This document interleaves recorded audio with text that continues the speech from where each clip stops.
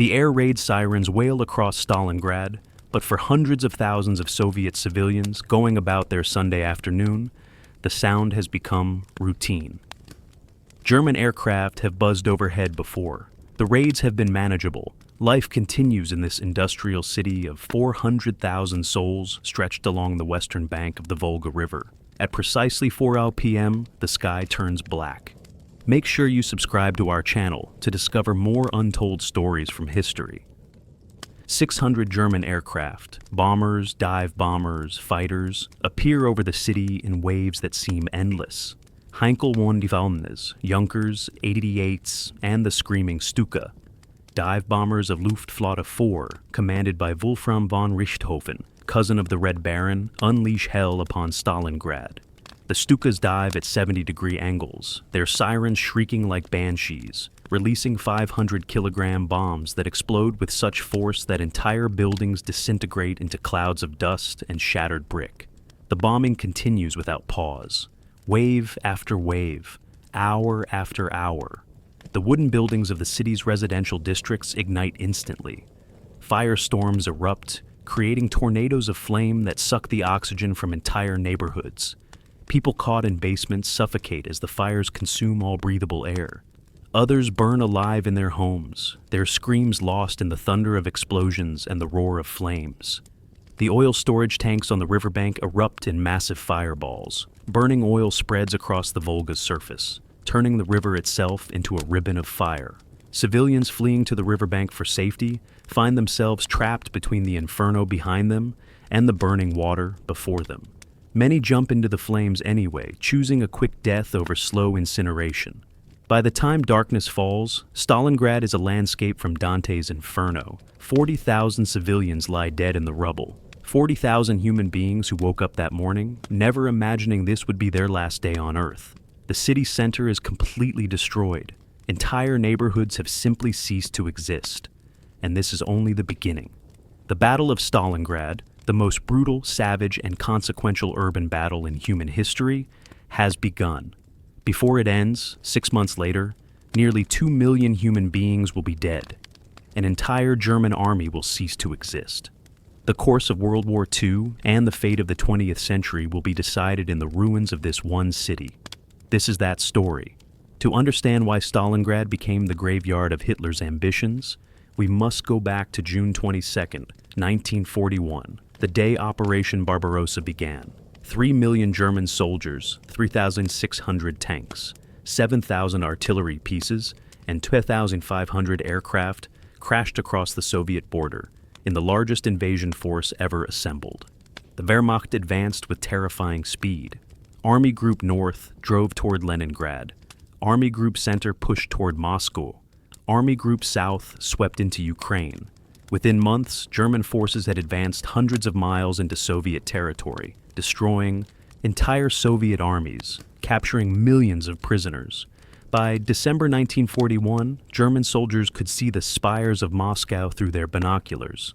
Victory seemed certain. Then the Russian winter arrived, and with it, a Soviet counteroffensive that drove the Wehrmacht back from the capital. For the first time, the German war machine had been stopped. Hitler was furious.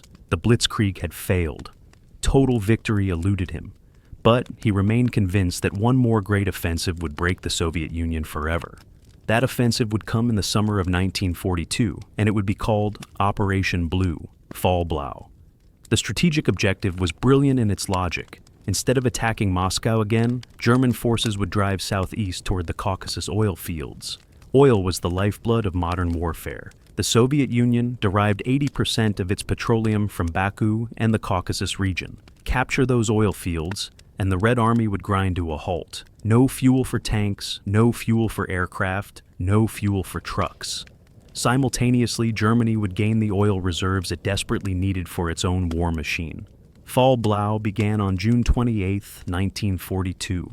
Army Group South, reorganized into Army Group A and Army Group B, drove eastward across the Don River steppes. German and Axis forces, including Italian, Romanian, and Hungarian units, advanced rapidly across the open steppe country. Soviet forces retreated, sometimes in good order, sometimes in panic. By late July, German forces were approaching Stalingrad, and here is where Hitler's strategic vision became fatally compromised by his ego and his obsession with symbols. Stalingrad was not originally a primary objective of Fall Blau. It was a secondary target. The city's importance was primarily as a transportation and industrial center. It produced tanks at the tractor factory, guns at the Barricadi factory, steel at the Red October factory. The city controlled the Volga River, the crucial north-south transportation artery. Capture Stalingrad, and you cut Soviet supply lines. You protect the northern flank of the armies driving toward the Caucasus. But Stalingrad bore the name of Joseph Stalin himself.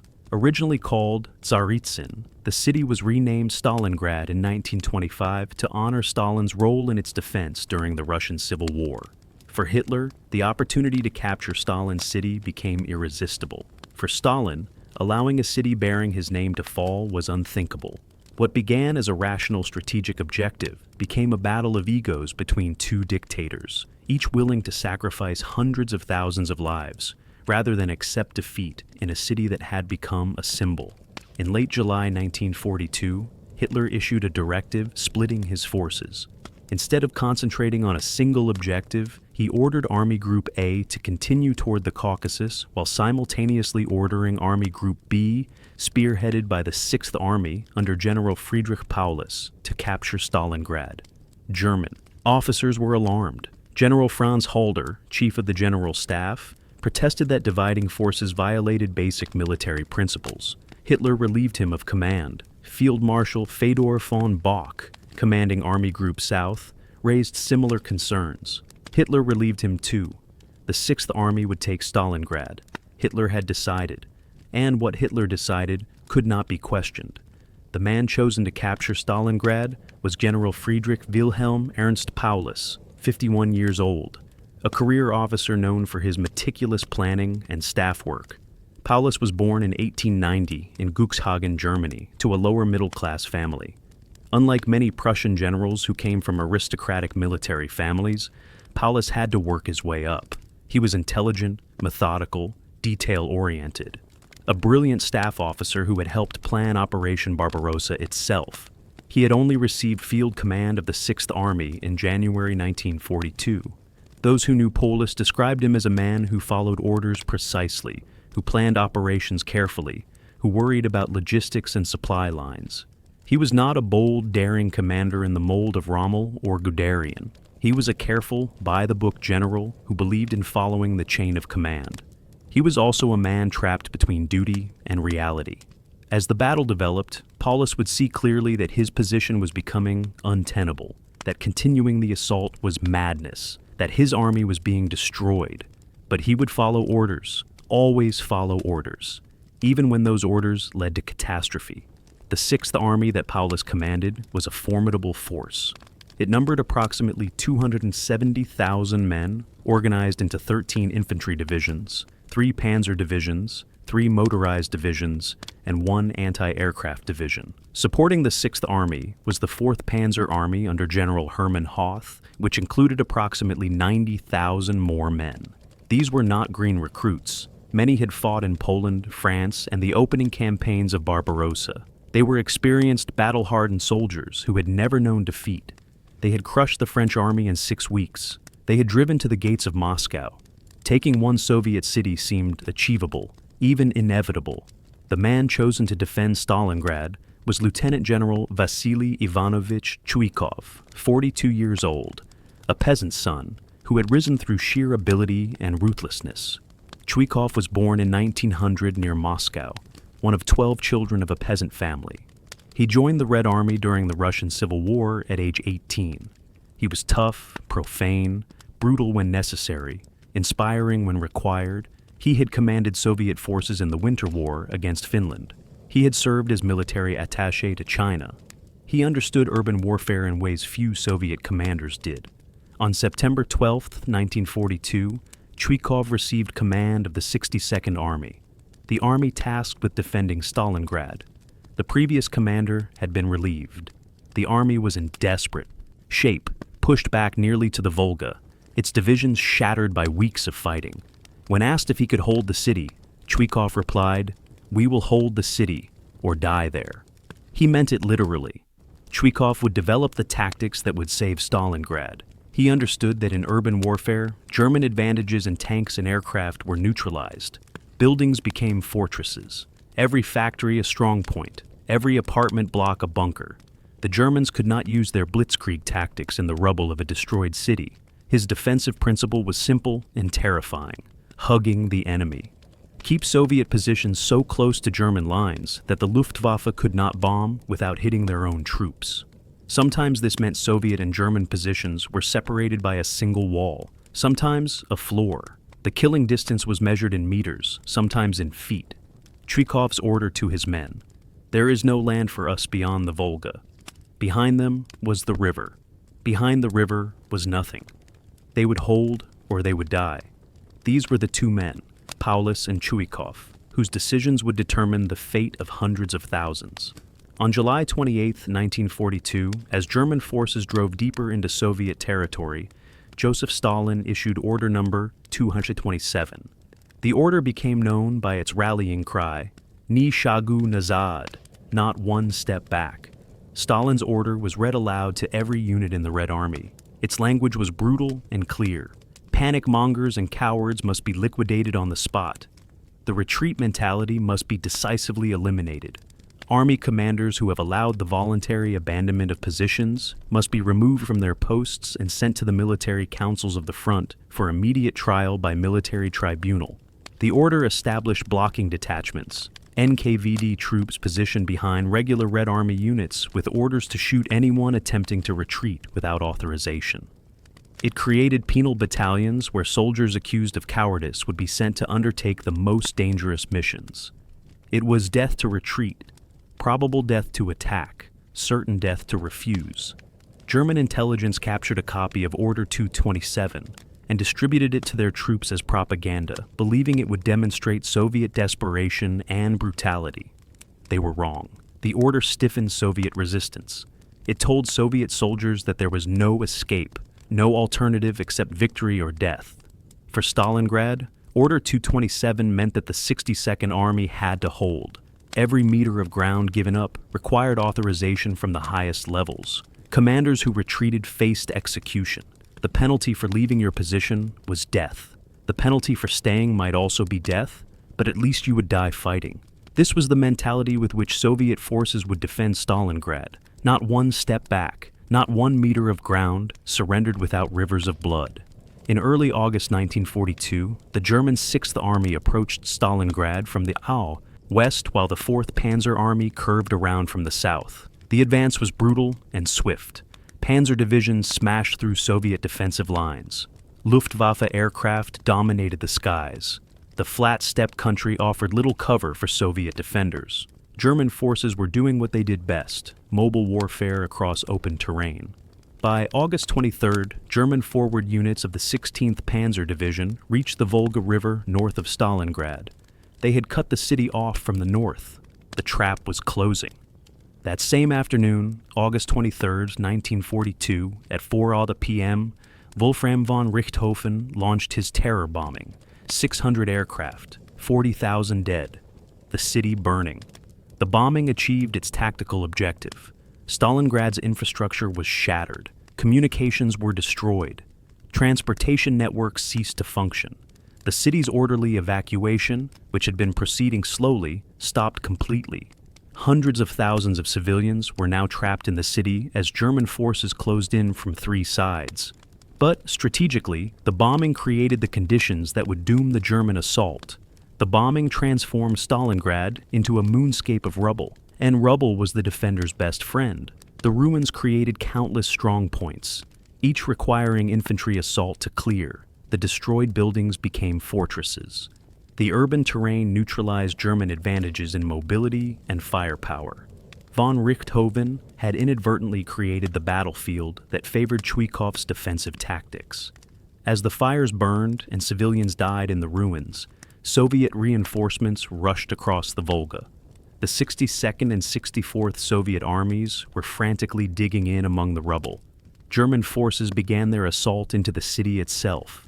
The battle that would decide the war was about to begin. by early September 1942, German forces had surrounded Stalingrad on 3 sides. Only the Volga River to the east remained under Soviet control, and the Volga was under constant German artillery fire and air attack. Crossing it in daylight was suicide. Reinforcements and supplies could only come at night, ferried across under darkness, while German shells and bombs fell randomly into the black water. The situation was desperate. The 62nd Army was being ground down day by day. German forces controlled most of the city. Soviet defenders clung to a narrow strip along the riverbank, sometimes only a few hundred meters deep. On September 10th, General Andrei Yeremenko, commanding the Stalingrad front, informed Chuikov that the situation was critical. Chuikov's command post was on the west bank, inside the city. If the Germans broke through to the river, the 62nd Army Command would be cut off and captured or killed. Chuikov refused to move his headquarters across the river. "If I cross to the east bank, the army will cross with me," he said. "I stay." On September 12th, Chuikov officially took command of the 62nd Army. He inherited an army of approximately 54,000 men and 110 tanks, already badly depleted, facing the full weight of the German 6th Army.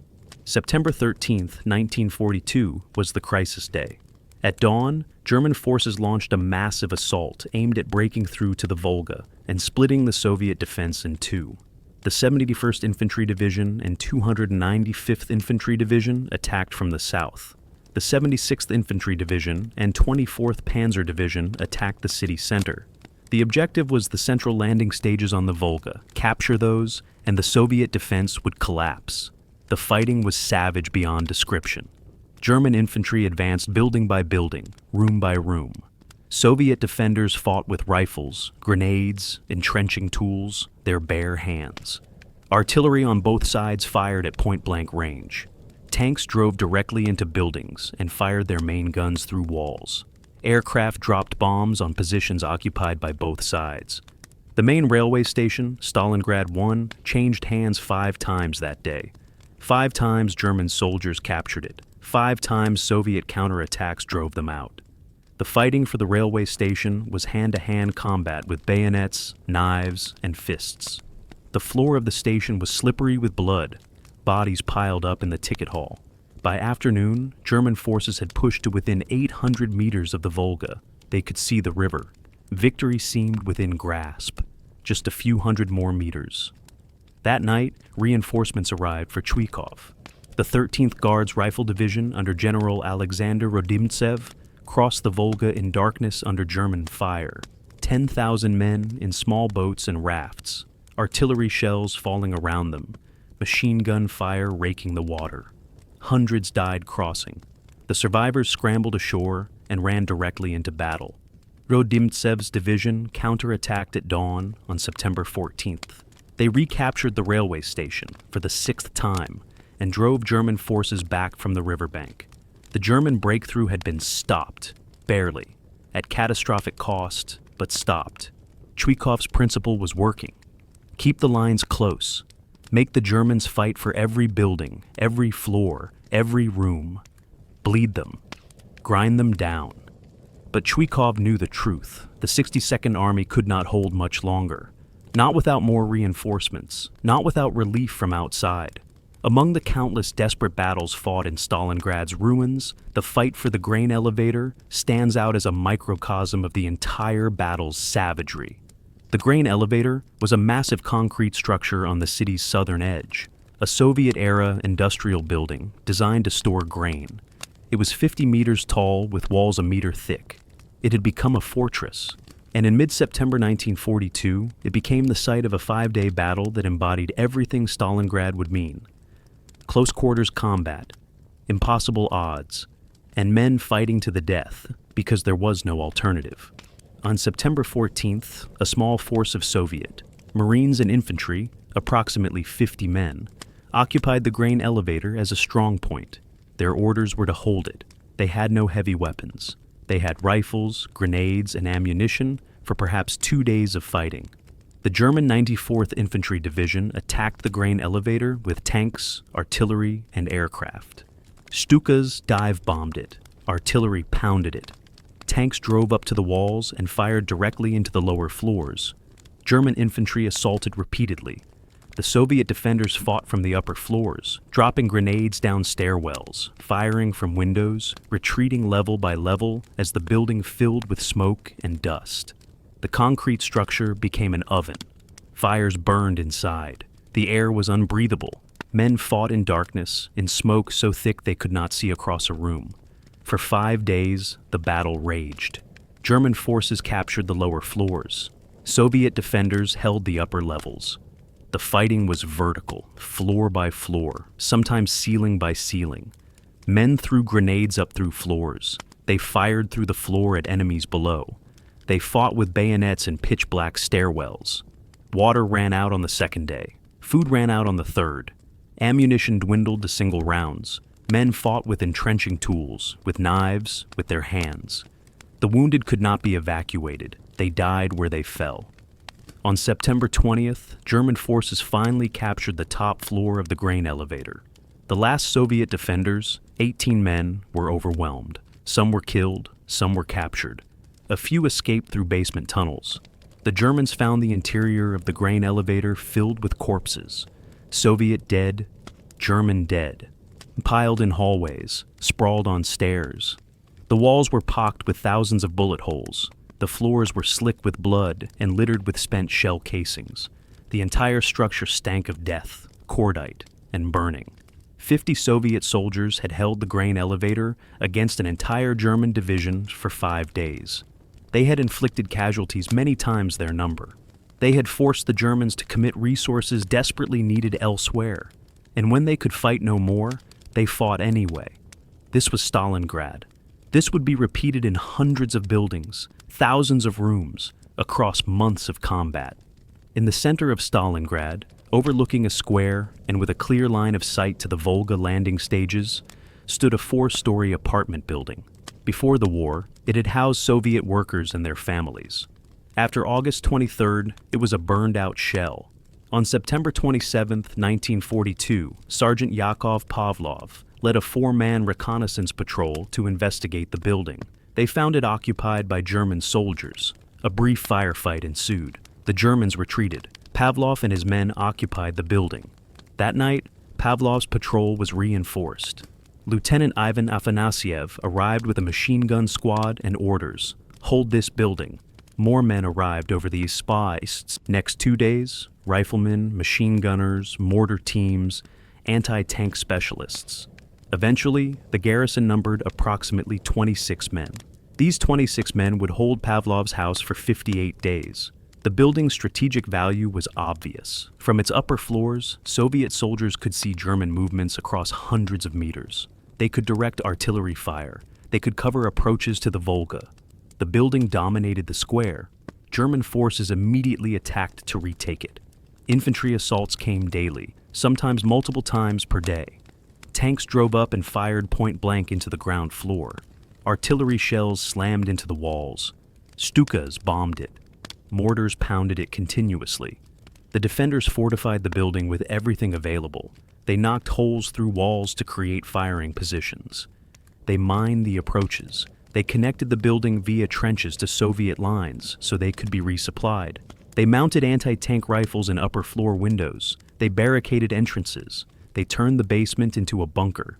The garrison was multinational: Russians, Ukrainians, Georgians, Uzbeks, Kazakhs, Jews, Tatars. One defender was from Central Asia and had never seen a multi-story building before the war.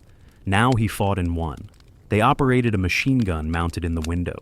They set up a 50mm mortar in the courtyard. They had one PTRS anti-tank rifle. Every day, German soldiers attacked. Every day, Soviet defenders drove them back. German bodies piled up in the square. Pavlov's men fired, threw grenades, then retreated into the building to defend the next floor. When Germans breached the ground floor, they fought them on the second floor. When Germans took the second floor, they fought them on the third. But the Germans never captured Pavlov's house. The defenders developed a routine. They fought during the day. At night, if the fighting quieted, they would send men to Soviet lines for ammunition, food, and water. They would evacuate wounded. Reinforcements would arrive to replace casualties. The building never had more than 30 defenders at any time, but men rotated through constantly. Lieutenant Afanasyev, the official commander, actually spent most of the battle directing fire from an observation post. The defense was organized by Sergeant Pavlov. When news of the defense reached higher command, someone asked who commanded the garrison. The answer came back, Pavlov. The building became known as Pavlov's house. German officers were furious and frustrated. An entire building in the center of their captured territory, held by a handful of Soviet soldiers, impossible to eliminate. Resources that should have been pushing toward the Volga were tied down trying to capture one apartment block. Soviet propaganda seized on Pavlov's house. It became a symbol, one building held by Soviet heroes against the entire Wehrmacht. Stalin himself was briefed on Pavlov's house. It appeared in these Soviet newspapers. It was proof that Soviet soldiers would never surrender, that Stalingrad would never fall. German soldiers began to joke bitterly. We have fought longer to capture this one building than it took us to capture Paris. Pavlov's house held until late November 1942, when Operation Uranus, the Soviet counteroffensive, relieved the city. When the siege lifted, the building was a ruin. Every wall was pockmarked with bullet holes. Shell craters pitted the facade.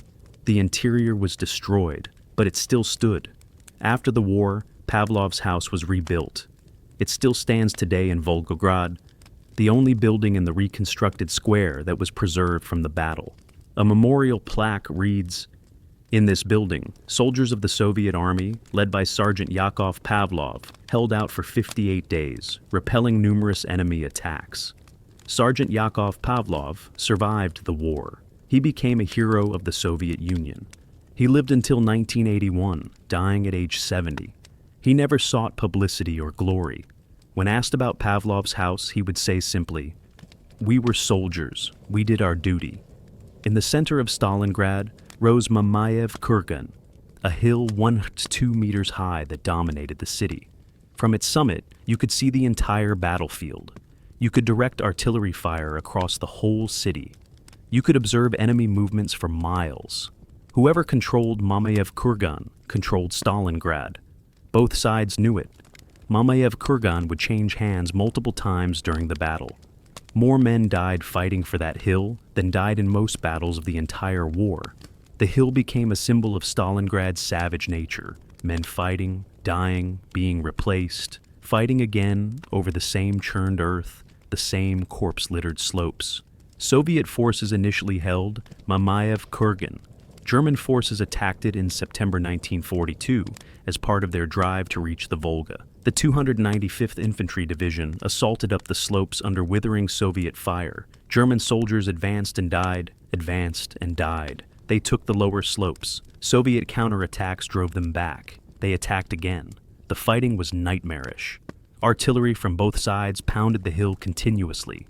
The earth was so churned by shells that the ground itself seemed to move.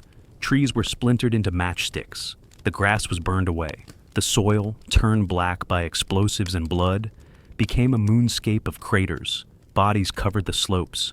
German and Soviet dead lay mixed together where they fell. There was no time to bury the dead. The wounded crawled into shell craters to die. The living fought over ground fertilized by thousands of corpses. In the winter, snow briefly covered the horror. Then spring came. When the snow melted, the horror was revealed. After the battle, Soviet investigators counted 1,200 shell fragments per square meter of earth on Mamayev Kurgan. Grass did not grow on the hill for years after the war. The earth was too poisoned by metal and blood. One Soviet soldier wrote, "Even in the scorching heat of the summer, the earth on Mamayev Kurgan was black like the steppes' earth, but it was churned up so much that it looked like a huge gaping wound that would not heal." By mid-September, German forces had captured most of Mamayev Kurgan. Soviet forces held a small section near the summit.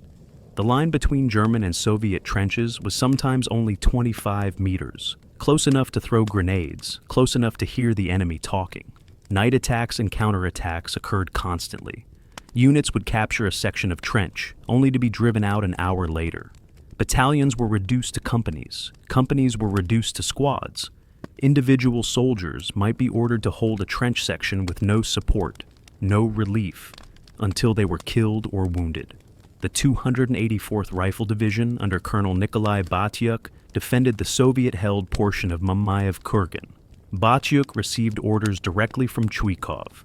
Hold the hill. If you lose it, Stalingrad falls. Batyuk's division fought on Mamayev Kurgan from September through November. Of the 10,000 men who started the battle, fewer than 300 were still standing when relief came. The division's casualty rate exceeded 97%. One survivor described the fighting.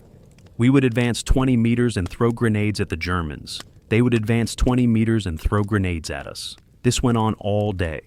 By evening, we were back where we started. The ground was covered with dead. We did the same thing the next day." German troops called Mamayev Kurgan the mass grave. Soviet troops called it the Hill of Death. Both names were accurate. Today, the Motherland Call statue stands atop Mamayev Kurgan, a colossal figure of Mother Russia, sword raised, calling her sons to defend the motherland. It is 85 meters tall, one of the tallest statues in the world. It commemorates the Battle of Stalingrad and the 200 days of horror fought on that hill. By October 1942, the battle had reached a crisis for the Soviet defenders. German forces controlled most of the city. The 62nd Army was compressed into 3 narrow pockets along the Volga riverbank, each only 1 to 2 kilometers wide. The fighting now concentrated on the northern factory district, 3 massive industrial complexes that formed the backbone of Soviet resistance: the tractor factory, the Barricadi ordnance factory, and the Red October steel plant. These were not ordinary buildings. These were fortresses of concrete and steel. The tractor factory alone covered 3 square kilometers. It had thick walls, reinforced concrete structures, underground tunnels connecting buildings, workshops that could be defended room by room. Before the war, it had produced tractors. During the siege, it produced T-34 tanks, sometimes rolling directly from the assembly line into combat, their paint still wet, workers still aboard to man machine guns. German forces launched Operation Uranus on October 14, 1942, a massive assault designed to capture the factory district and finally break Soviet resistance. The Germans committed 5 infantry divisions, 2 panzer divisions, and substantial Luftwaffe support. Over 90,000 German soldiers attacked along a 5-kilometer front. 3,000 artillery pieces and mortars bombarded Soviet positions. Hundreds of Luftwaffe sorties pounded the factories. The bombardment was apocalyptic. Soviet defenders described the earth shaking continuously. Entire buildings collapsed. Communications were destroyed within minutes. Commanders lost contact with their units. The battle dissolved into hundreds of isolated fights, each section of the factory defended by whatever soldiers happened to be there. The 37th Guards Rifle Division, under General Viktor Zholudev, defended the tractor factory. On October 14th, Luftwaffe bombing and German artillery killed or wounded over 1,000 of Zholudev's men in the first hours. German infantry and tanks pushed into the factory complex. Room-by-room fighting erupted across the entire facility. Soviet workers fought alongside Red Army soldiers. Workers grabbed rifles from dead defenders and fired at advancing Germans. Some workers operated machine guns. Others carried ammunition. The distinction between soldier and civilian dissolved. Anyone who could fight, fought. By October 15th, German forces had captured much of the tractor factory. The Soviets held only the eastern portions, backed against the Volga. The factory's assembly halls became battlefields. Germans fought from behind one overturned tank hull. Soviets defended from behind another. The range was meters. General Chuikov's command post came under direct attack. German soldiers penetrated to within 100 meters. Soviet guards fought them off with grenades. Chuikov prepared to die. He burned his maps and documents, ready to make a last stand.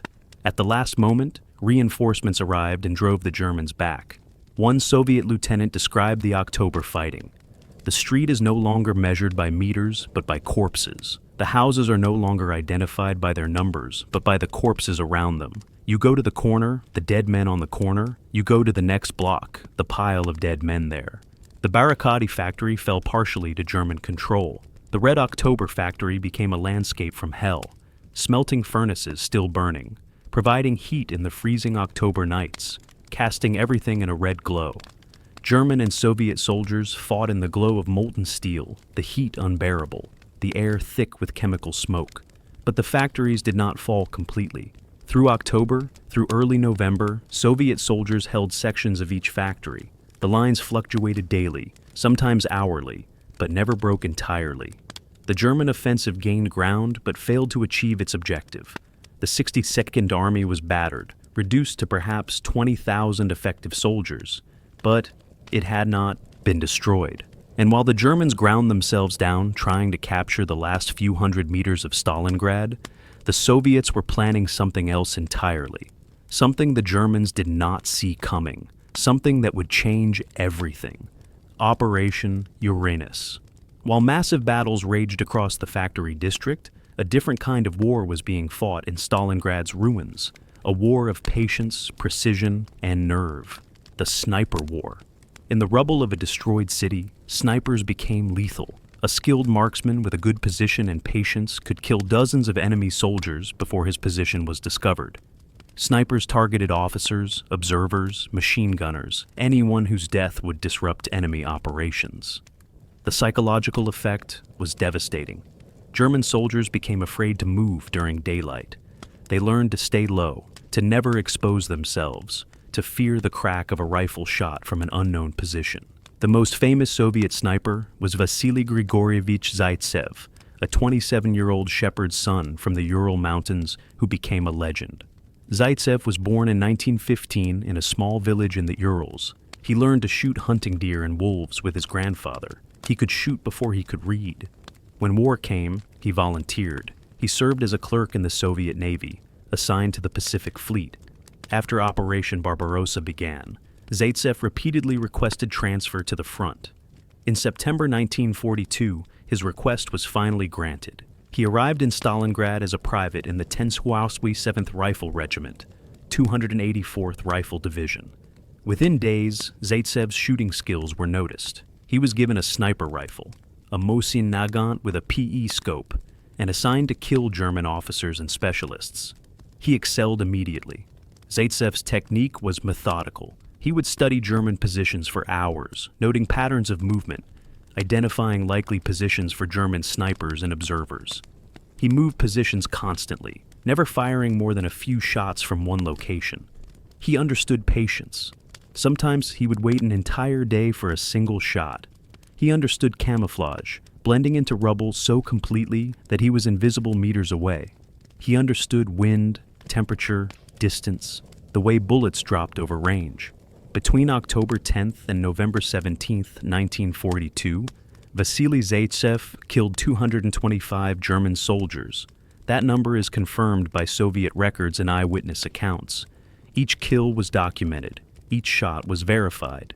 But Zaytsev's fame rests not just on his kill count, but on a legendary duel, a sniper battle with a German master marksman supposedly sent specifically to kill him.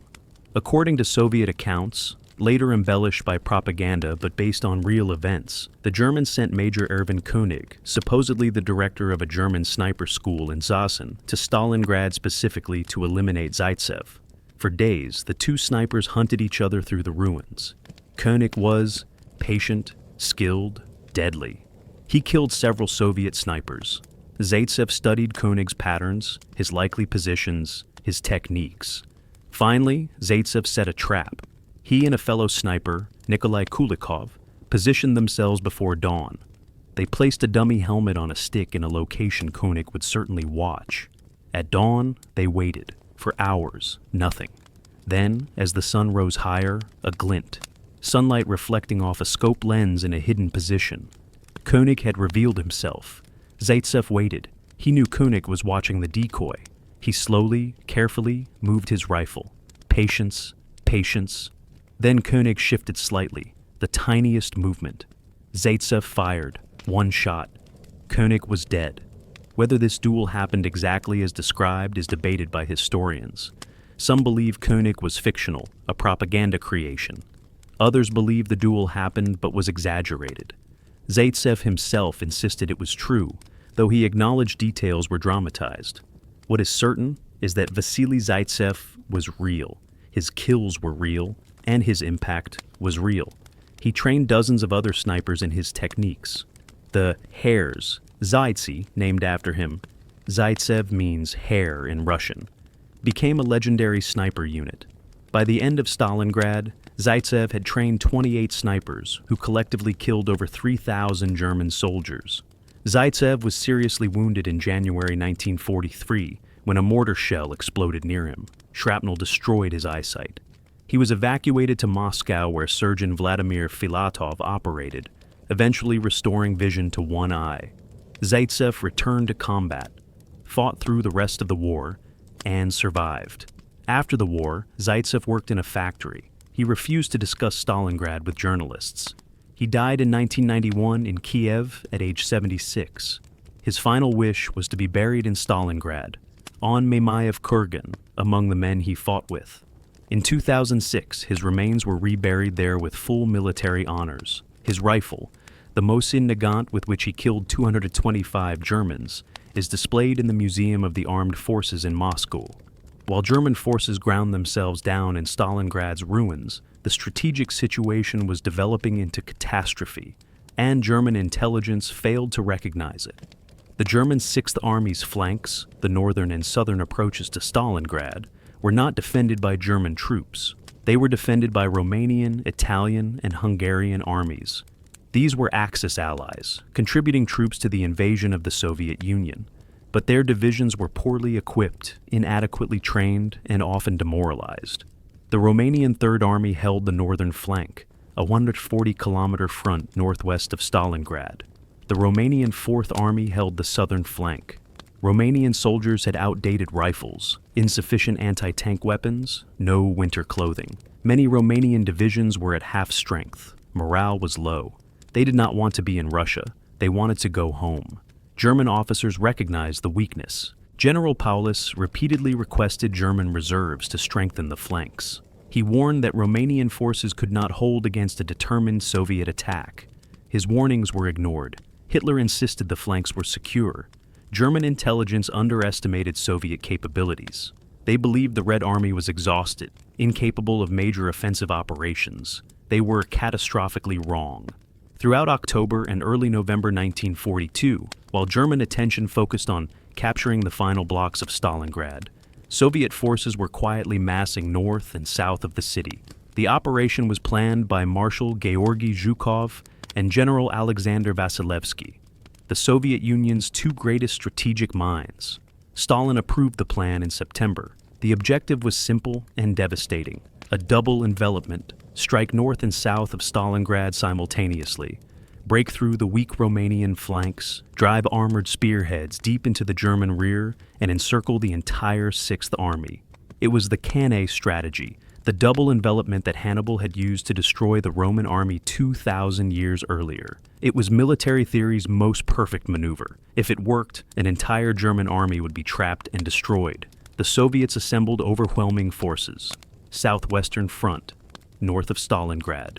398,000 troops, 7,400 artillery pieces, 100 tanks. Don Front, Moscow, northwest. 307,000 troops, 4,100 artillery pieces, 400 tanks. Stalingrad Front, south. 429,000 troops, 5,600 artillery pieces, 707 tanks. Total, over 1.1 million Soviet troops, 13,500 artillery pieces, 200 tanks. German intelligence somehow missed this massive buildup. Reconnaissance flights were infrequent. Interrogation of prisoners was inadequate. Soviet maskirovka, military deception, was superb. Troops moved only at night. Tanks and artillery were camouflaged. Radio silence was maintained. The Germans had no idea what was coming. The operation was codenamed Uranus. It would begin on November 19, 1942. November 19, 1942, dawned cold and foggy across the steppes northwest of Stalingrad. At 7:20 a.m., the fog was suddenly lit by thousands of muzzle flashes. The Soviet artillery barrage began. 3,500 guns and mortars opened fire simultaneously along an 140-kilometer front. The barrage lasted 80 minutes. Romanian positions simply ceased to exist. Bunkers collapsed. Trenches caved in. Communications were destroyed. Romanian soldiers who survived the bombardment emerged shell-shocked, deafened, unable to organize defense. At 8:50 a.m., Soviet infantry and tanks attacked. The 5th Tank Army and 21st Army of the Southwestern Front smashed into Romanian 3rd Army positions. The Romanian defenses collapsed within hours. Romanian soldiers surrendered en masse or fled in panic. The few Romanian units that tried to fight were overwhelmed by the sheer weight of Soviet armor and infantry. By the end of November 19th, Soviet forces had penetrated 35 kilometers. The Romanian Third Army had effectively ceased to exist as a fighting force. Soviet tank columns were racing southeast toward Kalach, a town on the Don River, 60 kilometers west of Stalingrad. On November 20th, the southern pincer struck. The 57th and 51st Armies of the Stalingrad front attacked the Romanian 4th Army south of Stalingrad. Again, massive artillery preparation. Again, Romanian positions disintegrated. Again, Soviet tanks poured through the gaps. The 2 Soviet pincers, one driving southeast from the north, one driving northwest from the south, were racing toward each other. If they met, the 6th Army would be trapped. German commanders finally recognized the catastrophe unfolding. On November 19th, Paulus requested permission to withdraw from Stalingrad. The request was denied. Hitler ordered the 6th Army to hold its positions. German armor rushed toward the breakthrough sectors, but it was too little, too late. On November 22nd, Soviet forces from both pincers linked up near Kalach. A tank brigade from the 26th Tank Corps met elements of the 4th Tank Corps. Soviet soldiers embraced, celebrating. Flares lit the sky. The trap had closed. The German 6th Army, over 290,000 men, was surrounded. The Germans called it the Kessel, the cauldron. A pocket of encircled troops with no way out.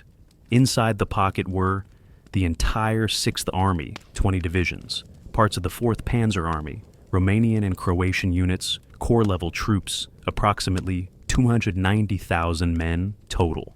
Also trapped, 100 tanks, most damaged or out of fuel, 1,800 artillery pieces, 10,000 vehicles, 30,000, 40,000 wounded soldiers. The pocket was roughly oval-shaped, approximately 50 kilometers east to west, 40 kilometers north to south.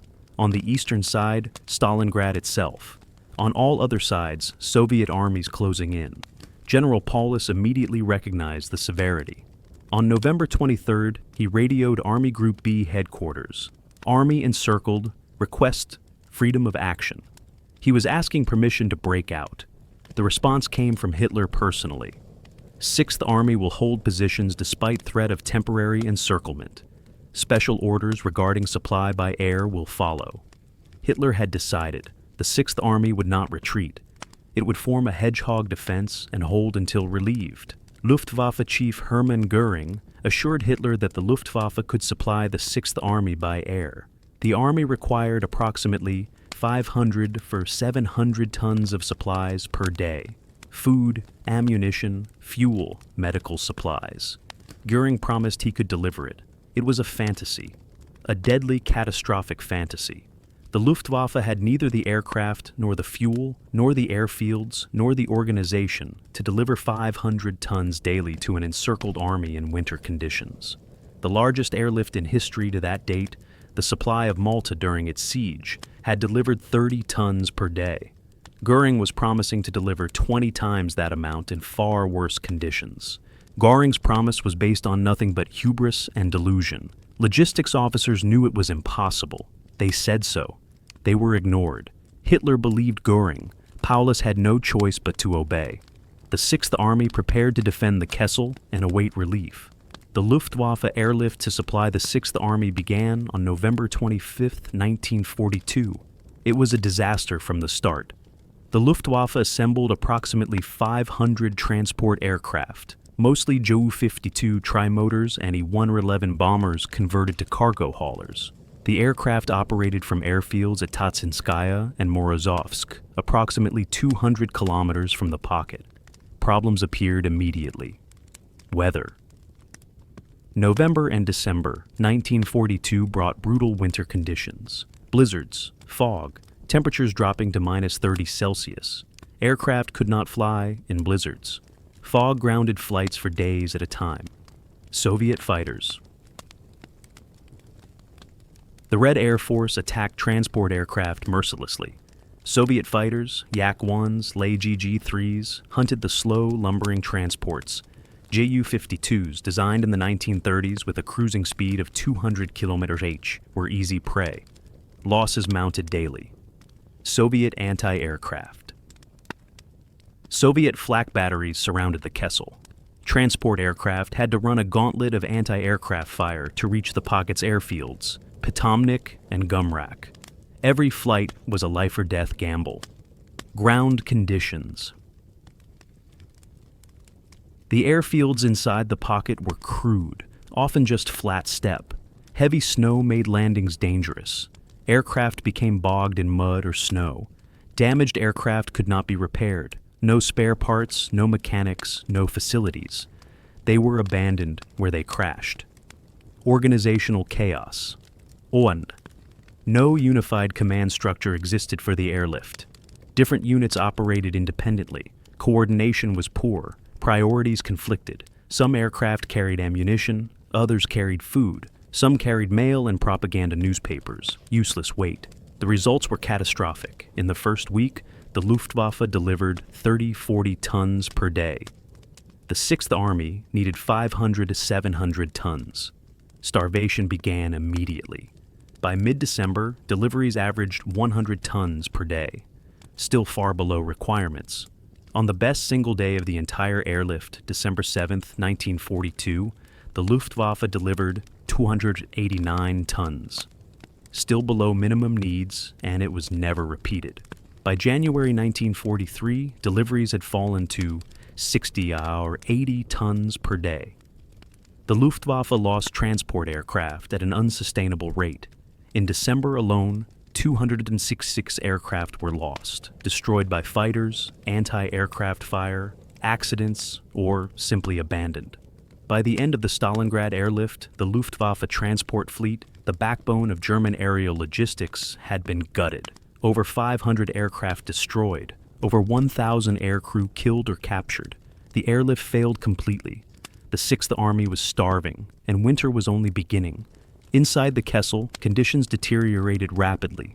Rations were cut on November 26th to 350 grams of bread per day, per soldier, then 300 grams, then 200. By December, soldiers received 100 grams of bread, a thin slice, plus watery soup. By January, many received no food at all for days at a time. German soldiers began eating horses. The 6th Army had approximately 30,000 horses when encircled. Within weeks, soldiers had slaughtered them all for meat. They ate the horses raw when fuel for cooking ran out. They ate anything. They boiled leather belts and boots to make soup. They ate grass when they could find it under snow. They ate frozen corpses. First enemy dead, then their own fallen comrades. Starvation drove men to things they would never have imagined. One German soldier wrote in his diary, "We have eaten all the horses, then we ate the cats and dogs. Now we are eating the rats. Soon we will eat each other." Men became walking skeletons. Faces turned hollow. Eyes sank into skulls. Limbs became stick-thin. Uniforms hung loose on emaciated frames. Soldiers lost the strength to carry weapons. They could barely walk. Some simply lay down in the snow and died. Frostbite ravaged the army. Soldiers had no winter clothing. The German supply system had assumed the Soviet Union would be defeated before winter. Winter uniforms had never been shipped. Soldiers wrapped themselves in rags, in newspapers, in anything to retain heat. It was not enough. Frostbite destroyed feet, hands, faces. Toes turned black and fell off. Fingers became numb, then dead. Noses and ears froze solid. Amputations were performed without anesthesia. There was none. Men screamed as surgeons sawed off frozen limbs with handsaws. Typhus appeared, then dysentery, then typhoid fever. Lice spread disease through the crowded bunkers. Men too weak to move defecated where they lay. Hygiene collapsed. Disease spread exponentially. Thousands died of illness. German soldiers began to understand that they had been abandoned. Hitler's promises of relief were lies. Göring's airlift was a failure. They were going to die in this frozen hell. Some German soldiers surrendered to Soviet forces, choosing captivity over certain death. Many others resolved to fight to the end. What else could they do? While the Sixth Army starved in the Kessel, German High Command organized a relief operation. Field Marshal Erich von Manstein, one of Germany's most capable commanders, was appointed to command the newly formed Army Group Don. His mission: break through to the Sixth Army, open a corridor, relieve the siege. Manstein assembled a relief force centered on the 4th Panzer Army under General Hermann, the same general whose panzers had driven into Stalingrad in August. The relief force included the 6th Panzer Division, 17th Panzer Division, and 23rd Panzer Division, approximately 230 tanks, and 30,000 men. It was a powerful force, but not nearly enough. Soviet forces surrounding the Kessel had grown to over 500,000 men. The relief force was outnumbered, and Soviet defenses were strong. Operation Winter Storm, Wintergewitter, began on December 12, 1942. German panzers attacked northeast from Kotelnikovo, approximately 120 kilometers southwest of the Kessel. The objective was to drive to the Kessel, open a corridor, and allow the 6th Army to break out southward. The attack made progress initially. German tanks broke through the first Soviet defensive lines. By December 19th, the 4th Panzer Army had advanced to within 48 kilometers of the Kessel perimeter, close enough that soldiers inside the pocket could see flares and hear artillery fire from the relief force. Paulus radioed Manstein. The 6th Army could attempt a breakout. The army was weak, but if the relief force broke through, the pocket could link up. Manstein urged Paulus to begin the breakout operation. It was the 6th Army's last chance. Paulus requested permission from Hitler. The response: hold the Kessel. Do not attempt breakout. The 6th Army must hold its positions. Hitler's reasoning was strategic and symbolic. If the 6th Army abandoned Stalingrad, Soviet forces could redirect against Army Group A in the Caucasus, threatening that entire army group with encirclement. Stalingrad must be held to protect the southern flank. It was militarily logical. It was also a death sentence for 290,000 men.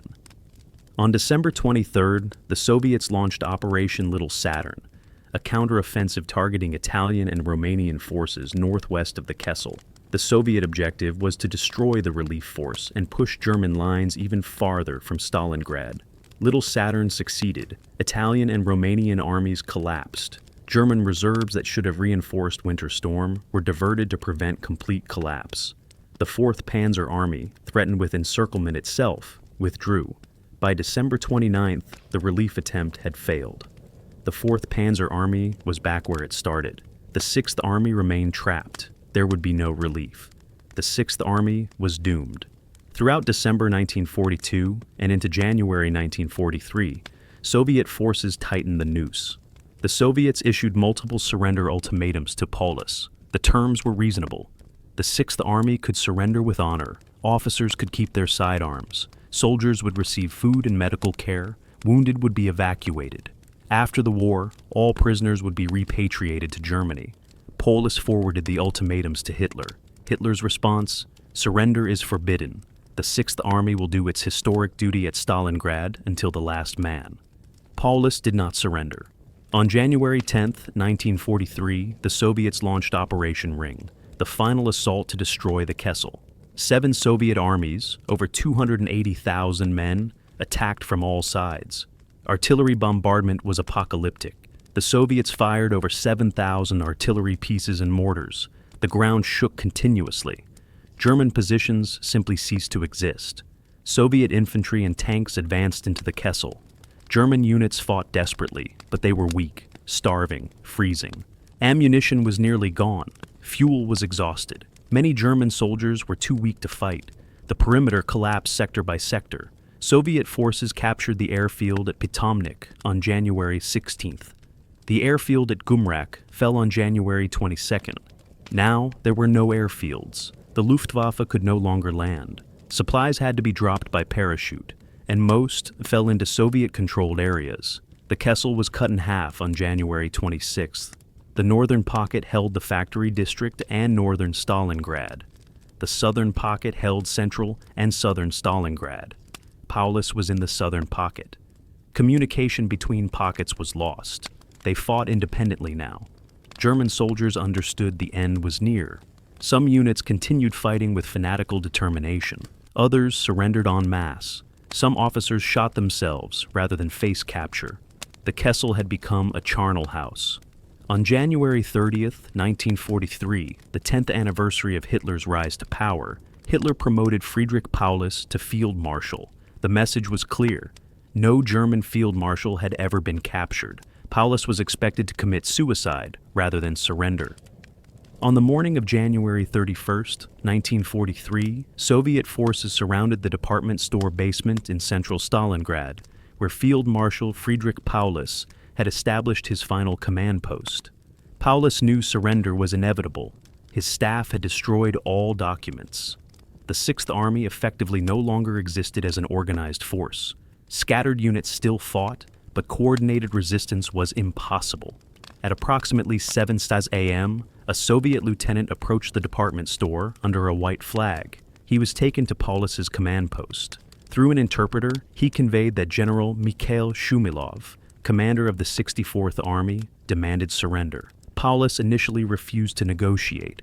He sent his chief of staff, Lieutenant General Arthur Schmidt, to handle discussions. Schmidt was a fanatical Nazi who opposed surrender to the end.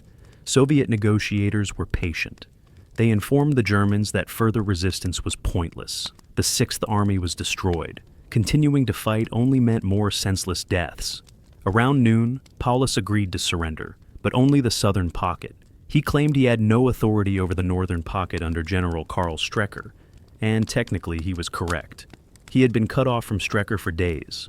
At 7:45 a.m. on January 31st, 1943, Field Marshal Friedrich Paulus surrendered the southern group of the Sixth Army to the Soviets. He did not order his troops to stop fighting. He did not issue a final command. He simply surrendered himself and his staff. Paulus was taken to Soviet headquarters for interrogation.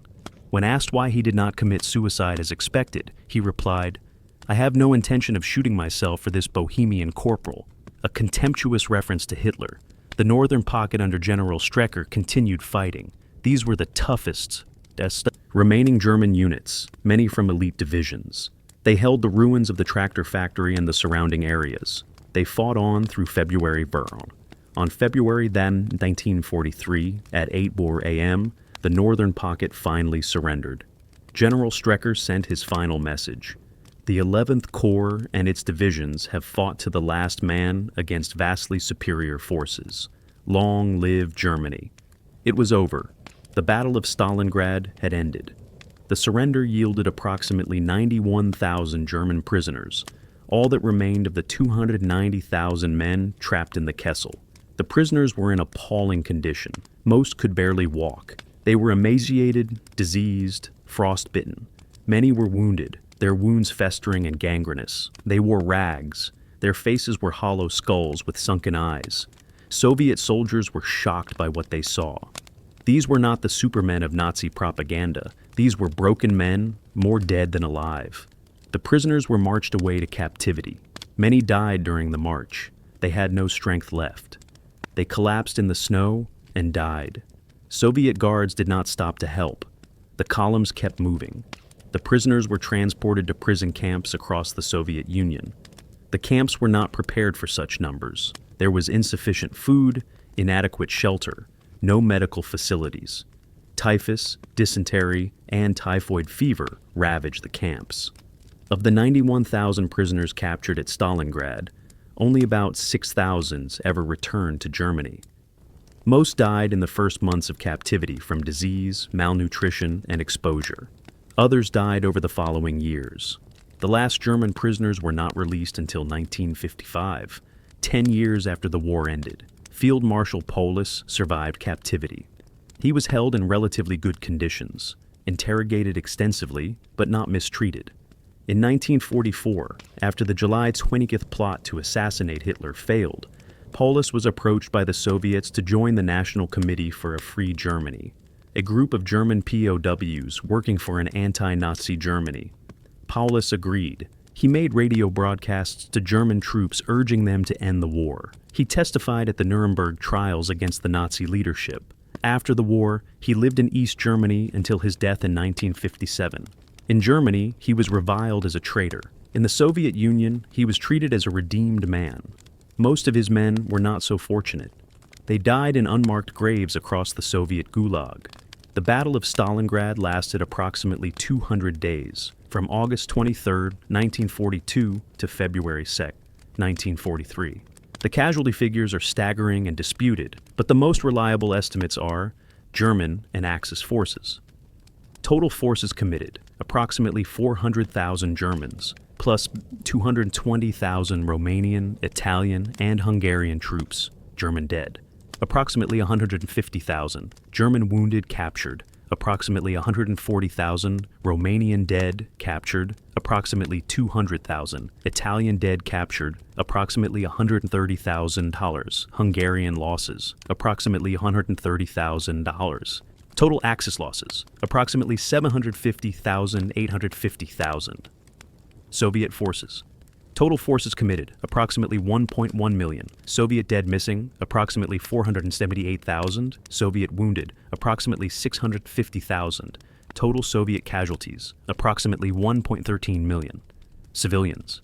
Killed in initial August 23rd. Bombing, approximately 40,000. Total civilian deaths, approximately 40,000, 50,000. Total casualties, approximately 1.9 to 2.0 million human beings. These numbers are almost incomprehensible. Nearly 2 million casualties in one battle. More people died at Stalingrad than the United States lost in all of World War II.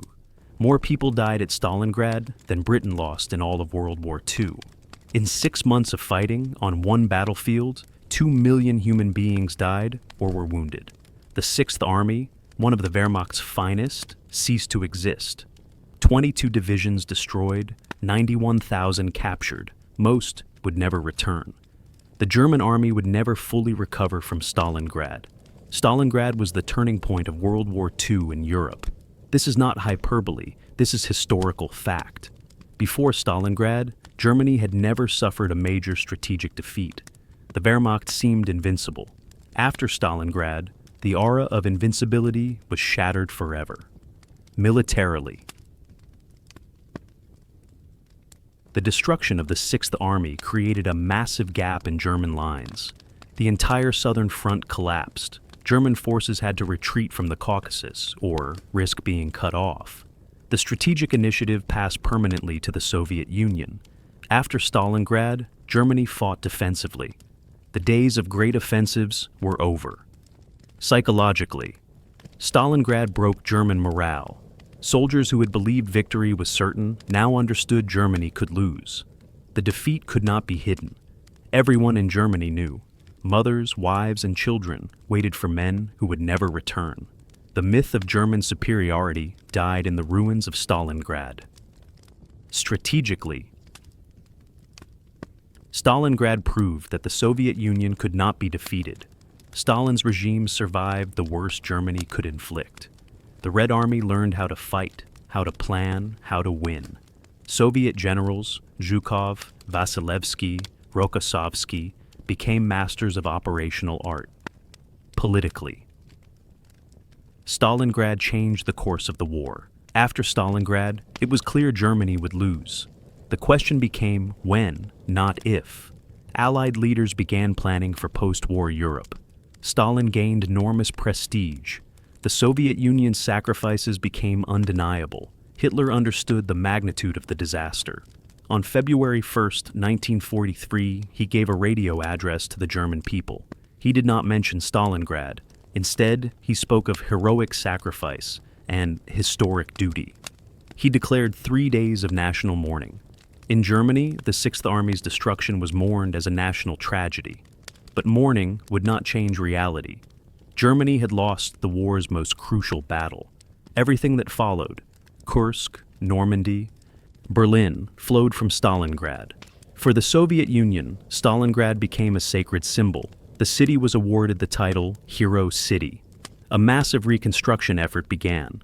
The city was rebuilt, though many ruins were preserved as memorials. In 1961, the city was officially renamed Volgograd, Volga City. But everyone still called it Stalingrad. Everyone still remembered. The Motherland Call statue was erected on Mamayev Kurgan, 85 meters tall, one of the world's largest statues. Mother Russia stands with sword raised, calling her sons to defend the motherland. Her face looks west, toward where the Germans came from. The statue commemorates not just Stalingrad, but the entire Great Patriotic War. Every year on February 2nd, Russia commemorates Stalingrad. Veterans, those few who remain, gather at Mamayev Kurgan. They remember the comrades who never came home. They remember the civilians who burned in the August bombing. They remember 200 days of hell. The Battle of Stalingrad proved that totalitarianism could be defeated, that evil could be stopped, that courage and sacrifice could change history. The price was nearly 2 million lives, but the battle was won, the city held, and the tide of war turned forever. On February 3, 1943, German radio interrupted regular programming with a special announcement. Somber music played, then the announcer's voice, heavy with theatrical grief. The Battle of Stalingrad has ended. True to their oath to fight to the last breath, the Sixth Army, under the exemplary leadership of Field Marshal Paulus, has been overcome by the superiority of the enemy and by unfavorable circumstances. The announcement continued. Their sacrifice was not in vain. As the bulwark of the historic European mission, they have held up the onslaught of 6 Soviet armies for many weeks. Their sacrifice enables the German leadership to take measures on which the fate of the entire Eastern Front depends. Then came the reading of names, 22 divisions that had been destroyed, each name intoned slowly, ceremonially. The broadcast ended with Beethoven's Fifth Symphony and the national anthem. Germany fell silent. Everyone knew someone in the Sixth Army. Every city, every town, every village had sent men to Stalingrad. Now those men were dead or captured. Families who had received Christmas letters in December received no letters in January. Now they knew why. Hitler had ordered 3 days of national mourning. Theaters and cinemas closed. Public entertainment was canceled. Flags flew at half-mast. It was Germany's greatest military disaster, and it could not be hidden. But the Nazi propaganda machine immediately went to work, spinning the disaster into mythology. Joseph Goebbels, Minister of Propaganda, transformed defeat into heroic sacrifice. Stalingrad became a modern Thermopylae. The Sixth Army became 300,000 Spartan warriors who chose death over surrender. Paulus was portrayed initially as a hero, until he surrendered and thus became an unperson, his name never mentioned again in German media. The propaganda emphasized themes of sacrifice, duty, and noble defeat. The soldiers of the Sixth Army had fulfilled their historic mission. They had bought time for Germany. Their deaths were meaningful. The war would continue in their honor. For Stalin and the Soviet Union, Stalingrad was victory incarnate. On February 2nd, Stalin issued Order of the Day, number 95. The Great Battle of Stalingrad has ended. The mass heroism of our fighters and commanders manifested itself clearly in the defense and the storming of the city of Stalingrad. The significance of the victory of the Red Army at Stalingrad is difficult to overestimate. Soviet propaganda celebrated Stalingrad as proof of Soviet superiority, Stalin's genius, and the inevitable triumph of socialism over fascism. The battle proved the Soviet system worked. It proved Soviet soldiers were the world's finest. It proved Stalin's leadership was brilliant. The reality was far more complex. Stalingrad was won through unimaginable sacrifice, through the deaths of over 1 million Soviet soldiers and civilians, through tactics that consumed human lives like fuel. But in February 1943, the Soviet people needed to believe their suffering had meaning. Stalingrad gave them that meaning. For the rest of the world, Stalingrad changed everything. In Britain and America, Stalingrad proved the Soviet Union would survive. It proved Germany could be defeated. It meant the alliance with Stalin, however uncomfortable, was worthwhile. Churchill sent Stalin a ceremonial sword of Stalingrad, a gift from King George VI. The inscription read, "To the steel-hearted citizens of Stalingrad, a gift from King George VI as a token of the homage of the British people." The sword was displayed in Stalingrad, then taken on a tour of Soviet cities. then displayed at the Tehran Conference in November 1943, where the Big Three, Stalin, Roosevelt, and Churchill, met to plan the war's final stages. Stalin kissed the sword and wept. Whether the tears were genuine or theater, the gesture symbolized the meaning of Stalingrad. Adolf Hitler's response to Stalingrad revealed his descent into strategic madness. On the evening of January 31st, 1943, when news reached Hitler that Paulus had surrendered rather than committing suicide, Hitler exploded in rage. He ranted to his staff, "What is life? Life is the nation. The individual must die anyway. Beyond the life of the individual is the nation." But how can anyone be afraid of this moment, which can liberate him from misery, if his duty does not bind him to this vale of tears? No, I have no sympathy for this man. He could have freed himself from all sorrow and ascended into eternity and national immortality. But he prefers to go to Moscow. Hitler's fury was not directed at the strategic failure that destroyed the Sixth Army. His rage focused on Paulus's personal failure to commit suicide. Hitler had promoted Paulus to Field Marshal, specifically expecting him to kill himself. Paulus's survival and surrender was, to Hitler, the ultimate betrayal. Hitler declared he would never create another Field Marshal. He felt personally betrayed, but he learned nothing from Stalingrad's strategic lessons. The Stalingrad disaster should have taught Hitler that his refusal to allow retreats was catastrophic. Standing fast in impossible positions destroyed armies. Flexibility was necessary. Strategic withdrawal could save forces for future battles. Hitler learned the opposite lesson. After Stalingrad, Hitler became even more rigid. He forbade retreats under any circumstances. Every position must be held, every foot of ground defended.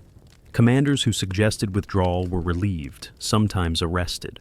German armies across the Eastern Front were ordered to fight in place, regardless of circumstances. This policy led directly to more catastrophes. Army Group Center would be encircled and destroyed in Belarus in 1944. Army Group North would be cut off in the Courland Pocket. Smaller encirclements consumed divisions and corps. Hitler's no-retreat policy, reinforced by Stalingrad, destroyed the Wehrmacht piecemeal. Hitler also blamed everyone except himself for Stalingrad. He blamed Göring for failing to supply the Sixth Army by air, which was true. He blamed Romanian and Italian forces for collapsing, which was true but predictable. He blamed the weather. He blamed bad luck.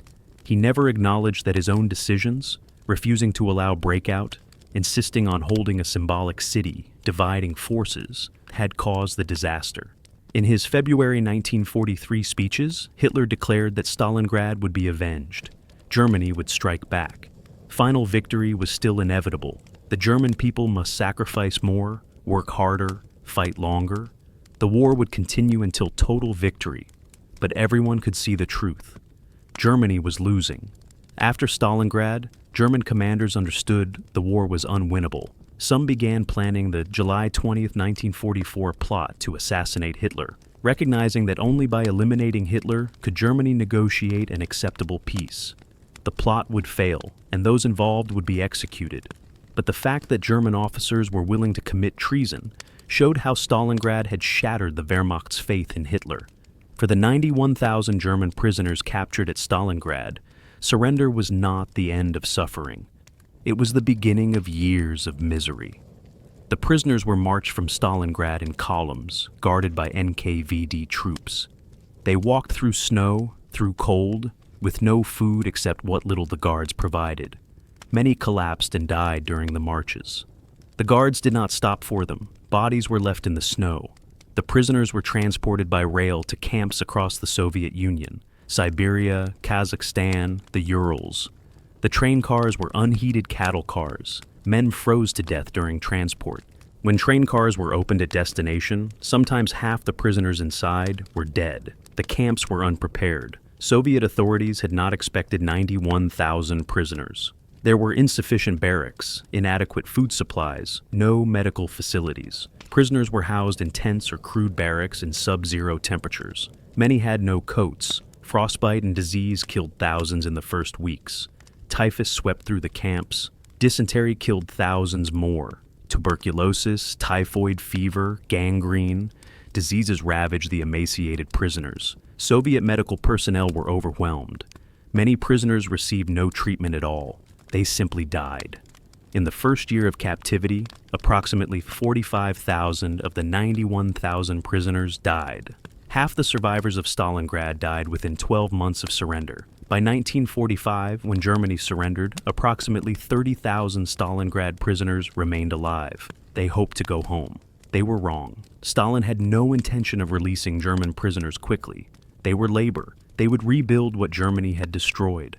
Prisoners worked in mines, forests, construction sites. They built railroads. They worked in factories. They worked until they died, or until Stalin decided they could leave. Some prisoners died from industrial accidents. Others died from exhaustion. Some simply gave up and died. A few escaped, very few. The Soviet Union was vast, and there was nowhere to run. In 1949, the first small groups of prisoners were repatriated to Germany. Trains arrived in Germany carrying skeletal men who had left in 1942 as strong soldiers. Families sometimes did not recognize their own returning sons and husbands. In 1953, Stalin died. His successor, Nikita Khrushchev, began releasing prisoners more rapidly. Thousands returned in 1954 and 1955. The last German prisoners, those deemed war criminals or politically dangerous, were not released until 1955-1956, over a decade after the war ended. Of the 91,000 German soldiers captured at Stalingrad, only about 6,000 ever returned to Germany. Approximately 85,000 died in Soviet captivity. They survived the battle only to die in camps across the Soviet Union. Those who returned carried physical and psychological scars for the rest of their lives. Many suffered from tuberculosis, heart problems, digestive disorders caused by years of malnutrition. Psychologically, many suffered from what we now call PTSD, nightmares, flashbacks, survivor's guilt. They had seen things no human should see. They had done things they could not speak about. Many drank heavily. Some committed suicide. German families spent years not knowing if their men were alive. Letters from prisoners were rare and heavily censored. The Red Cross tried to track prisoners but had limited access. Some families held hope for decades. When prisoners finally returned, wives had remarried, children had grown up without fathers, parents had died, waiting for sons who never came home. One returning prisoner described his homecoming. "My wife did not recognize me. I weighed 45 kilograms. My hair had turned white. My teeth had fallen out. I looked 70 years old. I was 35. My children were afraid of me. I was a stranger in my own home." This was the fate of the Stalingrad prisoners. They survived the battle. They survived the march. They survived the camps. But they paid for survival with years of their lives and pieces of their souls. Stalingrad was the turning point, but the war was far from over. 27 months of war remained, from February 1943 to May 1945. After Stalingrad, the Red Army went on the offensive. Soviet forces drove west, liberating territory the Germans had occupied since 1941. City after city was recaptured. Kharkov fell in February 1943, was retaken by Germans in March, then liberated permanently in August. In July 1943, the Germans launched their last major offensive on the Eastern Front, Operation Citadel, the Battle of Kursk. Hitler hoped to regain the initiative to prove the Wehrmacht could still win. Kursk became the largest tank battle in history. The Germans failed. The offensive was defeated. After Kursk, Germany never launched another strategic offensive in the east. From Kursk forward, the Red Army advanced continuously toward Germany. The Soviet advance was methodical and brutal. Soviet commanders had learned from the war's early disasters. They massed artillery on unprecedented scales. They coordinated infantry, armor, and air power. They executed massive encirclement operations modeled on Stalingrad. German armies were surrounded, destroyed, captured in operations across Ukraine, Belarus, and Poland. In January 1944, the siege of Leningrad, 872 days of horror, was finally lifted. In June 1944, Operation Bagration destroyed Army Group Center, killing or capturing 400,000 Germans, a disaster comparable to Stalingrad. By late 1944, Soviet forces had reached Germany's pre-war borders. The Red Army entered Germany in January 1945. What followed was vengeance. Soviet soldiers remembered what the Germans had done to their country. The burned villages, the murdered civilians, the destruction. They repaid it. German cities burned. German civilians fled westward ahead of the Soviet advance. Atrocities were committed by both sides. The Eastern Front's savagery continued to the end. On April 16, 1945, the Battle of Berlin began. Over 2 million Soviet soldiers surrounded the German capital. Hitler remained in his bunker, issuing orders to armies that no longer existed, moving divisions on maps that existed only in his delusions. On April 30, 1945, as Soviet soldiers fought through Berlin, streets blocks from his bunker, Adolf Hitler committed suicide. On May 8, 1945, Germany surrendered unconditionally. The war that began on June 22, 1941 with Operation Barbarossa ended on May 8, 1945 with total German defeat. The road from Stalingrad to Berlin took 2 years and 3 months. Millions more died along that road. But Stalingrad was the battle that made German defeat inevitable. The city of Stalingrad in February 1943 was ruins. 90% of the city's buildings were destroyed. The industrial district was rubble.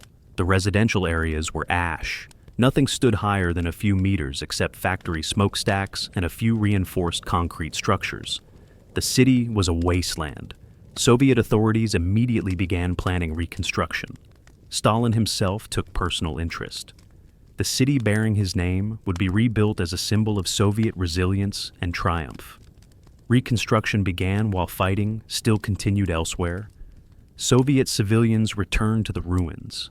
They lived in basements and bunkers. They began clearing rubble by hand. German prisoners of war were put to work rebuilding the city they had destroyed. Thousands of German POWs died, clearing mines, rebuilding infrastructure, constructing new buildings. The reconstruction was massive. Entire districts were rebuilt from nothing.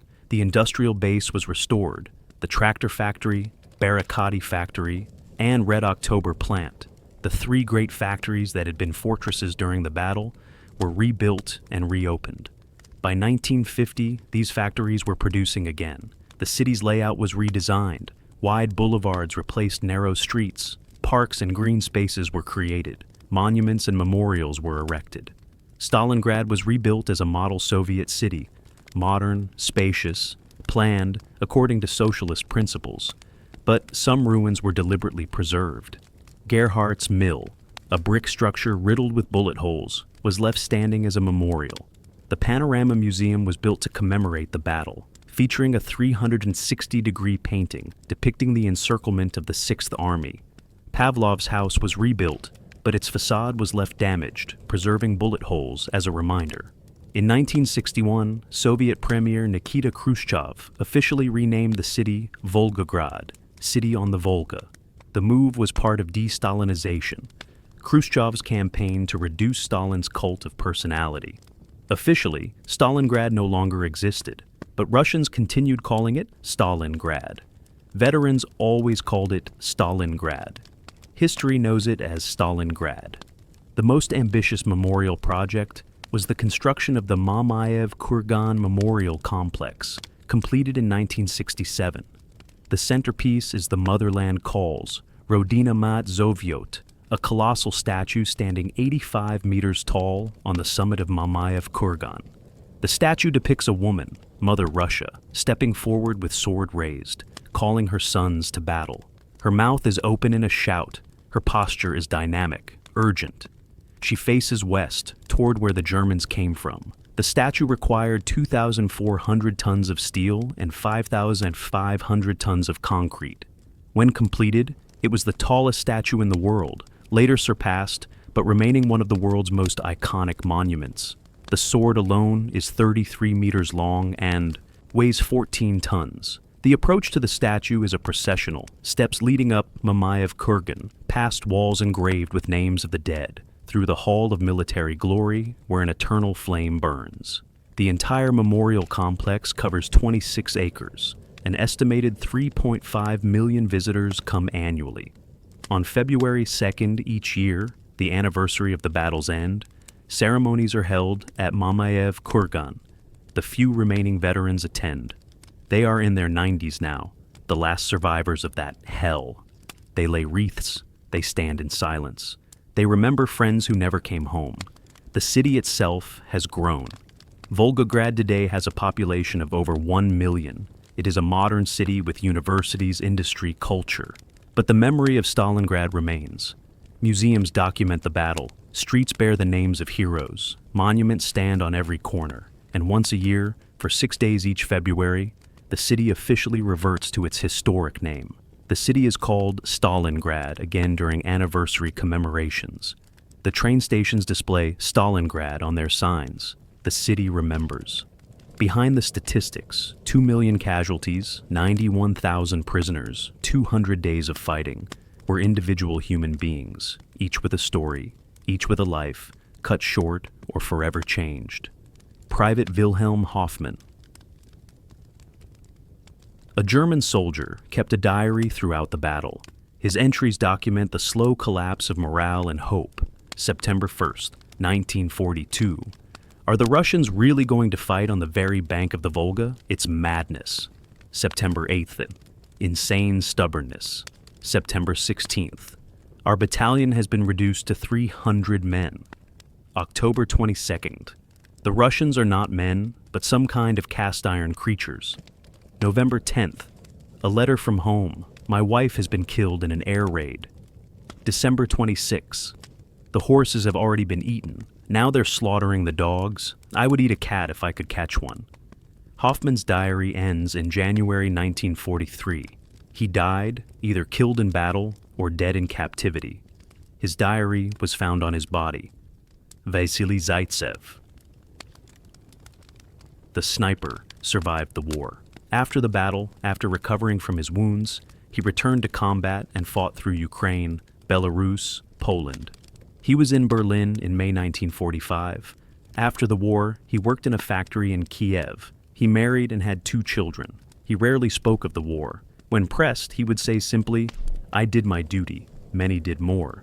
Zaytsev died in 1991 in Kiev. He was buried there initially, but in 2006, his remains were reburied in Volgograd on Mamayev Kurgan as he requested. His gravestone reads, Vasily Zaytsev. For us, there was no land beyond the Volga. Anatoly Chekhov, a Soviet artillery officer, wrote letters home throughout the battle. In December 1942, he wrote to his wife, "My darling, I do not know if I will survive this, but if I do not, tell our son that his father died for the motherland. Tell him that I loved him.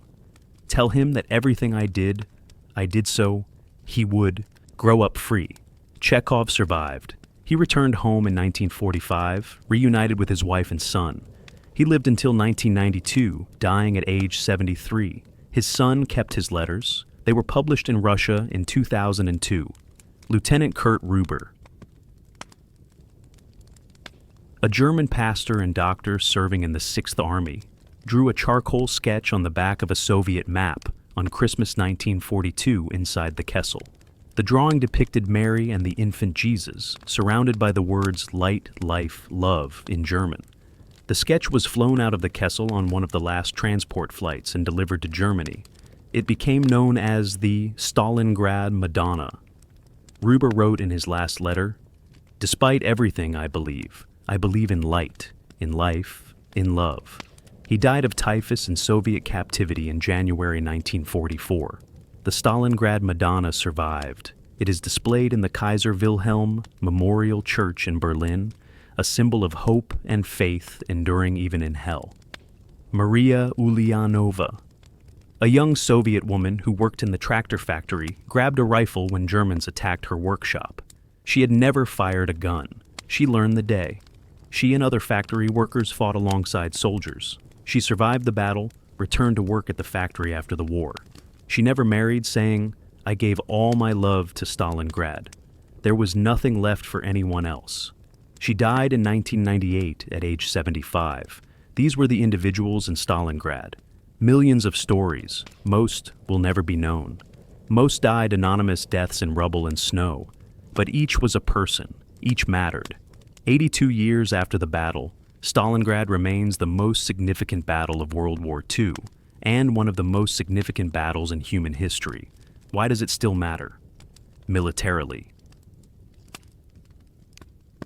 Stalingrad demonstrated that urban warfare favors defenders. Cities become force multipliers. Rubble creates defensive positions. Buildings are fortresses. Urban combat negates technological advantages. The lessons of Stalingrad were studied by military planners worldwide. They apply today in cities from Fallujah to Mariupol. Strategically, Stalingrad proved that no military is invincible. The Wehrmacht, history's most advanced fighting force in 1942, was broken at Stalingrad. Blitzkrieg tactics that conquered Europe in months failed against determined defenders in one city. The lesson: technology and training matter, but will and determination can overcome them. Politically, Stalingrad changed the balance of power. The Soviet Union emerged from World War II as a superpower directly because it survived Stalingrad. Soviet prestige and influence in the post-war world rested on the sacrifices made at Stalingrad and throughout the Eastern Front. The Cold War's geopolitical reality was shaped by Stalingrad. Morally, Stalingrad demonstrates the cost of totalitarianism and dictatorship. Hitler's ego and refusal to accept reality killed 290,000 German soldiers at Stalingrad.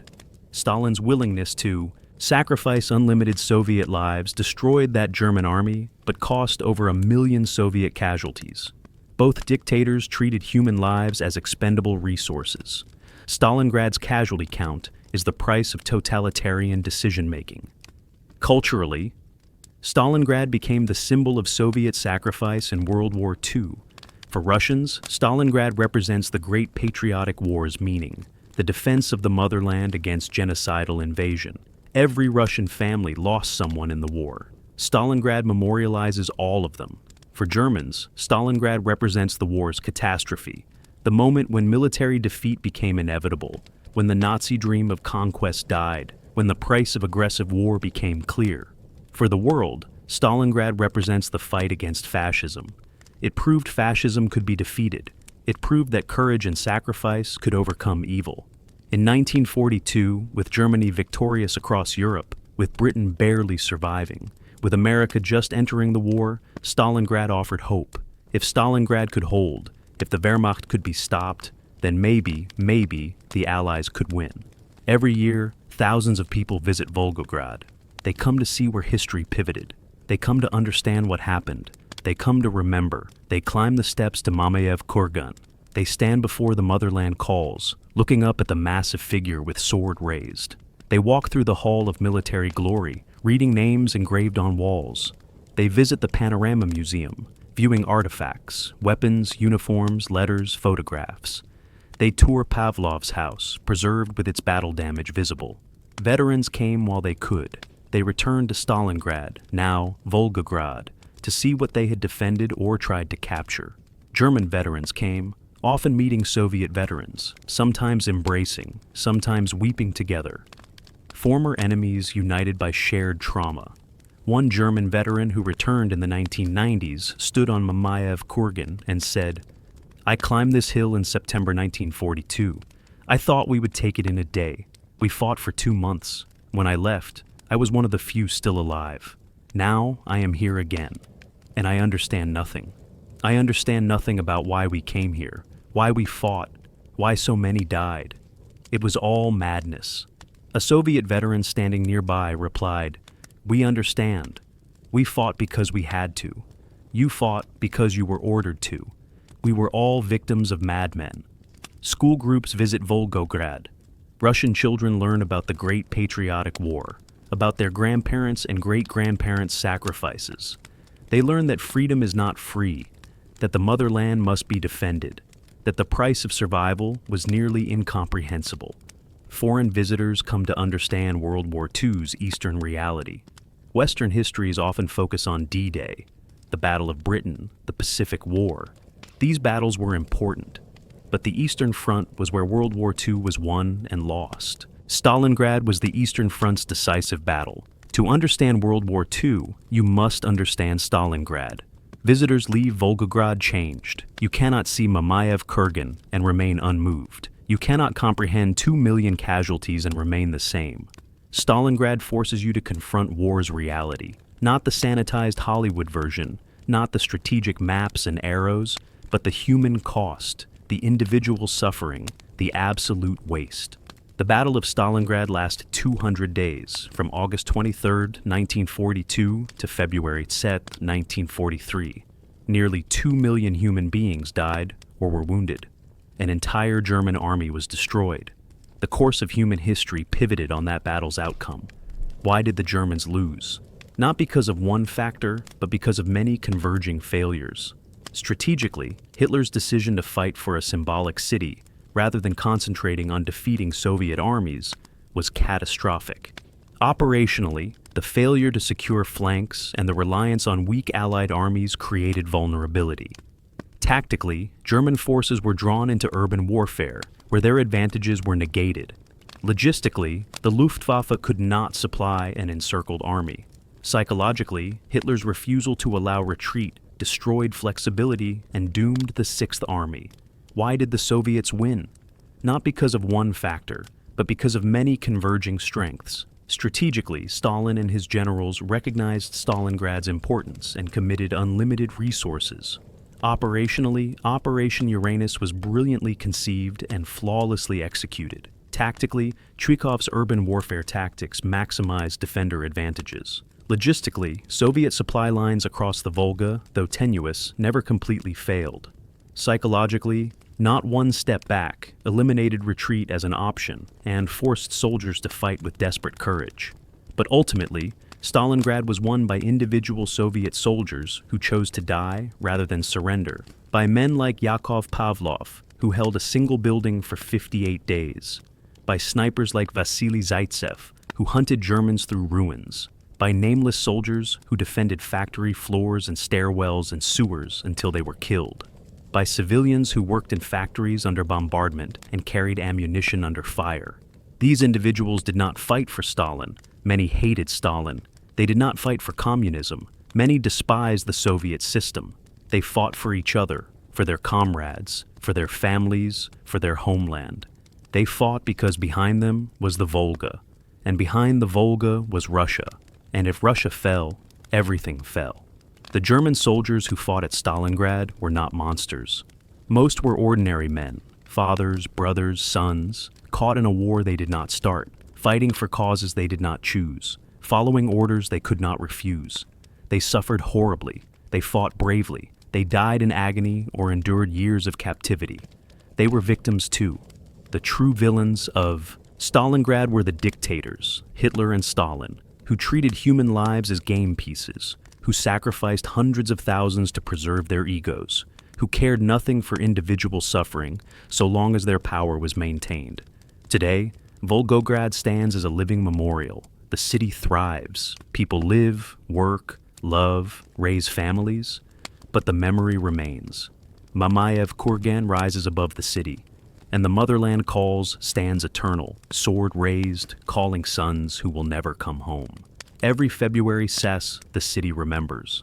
Sirens sound, traffic stops. People stand in silence for a minute. They remember the fallen. They remember that here, on this ground, in streets and factories and rubble, ordinary people did extraordinary things. They remember that evil can be defeated, that courage matters, that sacrifice is sometimes necessary. The Battle of Stalingrad was hell on earth. It was humanity at its worst and its best. It was the moment when the tide of World War II turned, when Nazi Germany's defeat became inevitable, when the world's future was decided. 2 million casualties, one city, 200 days, the longest day, multiplied by 200. We remember Stalingrad not to glorify war, but to honor those who fought and died there. We remember so we never forget war's true cost. We remember so we work to prevent such horror from happening again. Stalingrad ended on February 6, 1943. The battle is over, but its meaning endures. As long as humans remember, as long as we study history, as long as we honor courage and sacrifice, Stalingrad will matter. The motherland calls. She calls still. She calls us to remember. She calls us to honor those who fell. She calls us to ensure their sacrifice was not in vain. From the ruins of Stalingrad, humanity learned that tyranny can be defeated, that courage exists even in hell, that the human spirit, however tested, can endure. That is the legacy of Stalingrad. That is why we remember. That is why it will never be forgotten.